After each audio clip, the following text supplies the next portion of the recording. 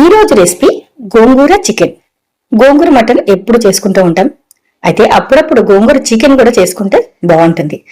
గోంగూరతో ఏ వంటకం చేసినా సూపర్ అంటే సూపర్ ఉంటుంది. ఇక్కడ నేను గోంగూర 4 కట్టలు అయితే తీసుకున్నాను. శుభ్రంగా నానబెట్టి కడిగి ఇందులో వేసేయాలి, ఎందుకంటే ఇసుక బాగా ఉంటుంది.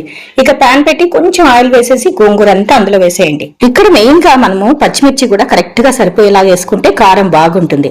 ఇక్కడ నేను 5-6 పచ్చిమిరపకాయలు అయితే తీసుకున్నాను, సన్నగా కట్ చేసి ఇందులో వేసేసుకుంటున్నాను. ఇక ఇవి బాగా మెత్తబడే వరకు ఉంచాలి, అందుకని కొంచెం సాల్ట్, కొంచెం పసుపు కూడా యాడ్ చేసుకున్నాం. ఇప్పుడే ఇవి మూత పెట్టి మగ్గిచ్చేస్తే త్వరగా అయిపోతుంది, ఎక్కువసేపు పట్టదు.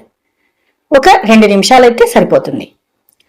ఇప్పుడు ఒకసారి కలిపి చూద్దాము. మెత్తబడిపోతుంది, చూస్తున్నారు కదా, చాలా తొందరగా అయిపోతుంది.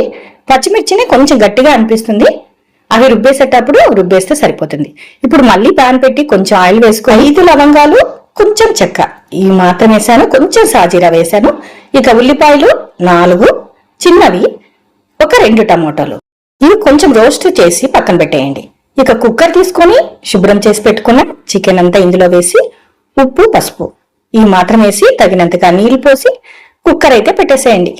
విజిల్ 2 లేక 3 వస్తే సరిపోతుంది. చికెనే కాబట్టి తొందరగా ఉడికిపోతుంది. ఇక ఫ్రై అయిన ఉల్లిపాయ, టమాటో అలాగే కొంచెం కొత్తిమీర కూడా వేసి పేస్ట్ చేసేయండి. ఇక ముందుగానే మనం ఉడకబెట్టి పెట్టుకున్న గోంగూరను అయితే మెత్తగా రుబ్బేసి పక్కన పెట్టేయండి.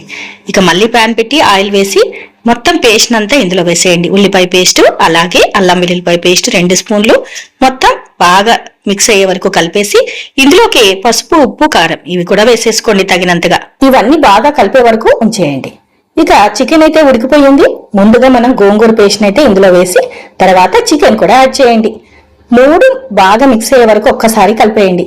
నూనె బయటకు వచ్చే వరకు ఉంచండి.